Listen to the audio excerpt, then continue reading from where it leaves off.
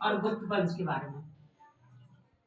समुद्रगुप्त के बारे में जानकारी के स्रोत कहाँ कहाँ से मिले वो देखते हैं। सबसे पहला है प्रयाग प्रशस्ति, महर्षियों द्वारा लिखित है ये, और ये संस्कृत में लिखा गया है। मूलतः यह स्तंभ अशोक द्वारा निर्मित व कौशाम्बी में स्थापित था, जिसे अकबर के समय जहांगीर ने इलाहाबाद में स्थापित करा दिया। इस स्तंभ पर जहांगीर व बीरबल का भी उल्लेख मिलता है। किस किस का मिलता है शुरुआत से देखेंगे। सबसे पहले अशोक, फिर समुद्रगुप्त, फिर अकबर, फिर बीरबल और जहांगीर। अब स्तंभ लेख का मतलब क्या है? स्तंभ लेख है क्या? जैसे आप स्तंभ लेख का मतलब है जैसे दीवारों पे लिख देते हैं अपने बारे में, उस टाइप से भी एक पूरा खंभा हुआ करता था और उस पर सारी जानकारी लिख दिया करती थी। ठीक।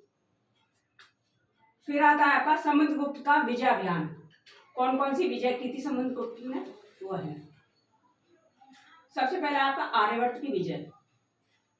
आर्यवर्त में कुल 12 राज्यों को विजय किया गया था। पहली बार में 3 और दूसरी बार में 9 विजित किए गए थे। ठीक। फिर आपका है दक्षिणापथ की विजय।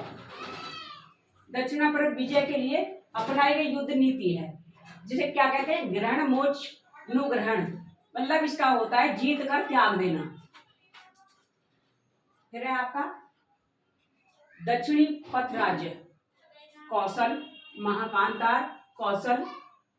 फिर है आपका पिष्टपुर, कोट्टूर, एंडपल, कांची, अवमुक्त, बेगी और पालक, देवराष्ट्र और कुस्तलपुर। फिर 4 नंबर पे आपका है आठविक राज्यों की विजय।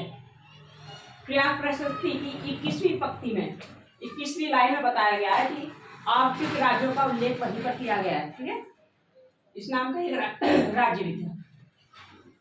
फिर आपका 5वां समुद्रगुप्त की सीमावर्ती राज्य कौन कौन से हैं जिनको विजित किया गया?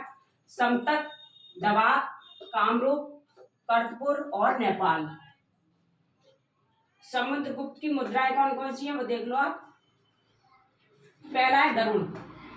इनकी मुद्राओं के पीछे गरुड़ बना हुआ होता था, सिंबल जो है गरुड़ का होता था। फिर है धनुधारी।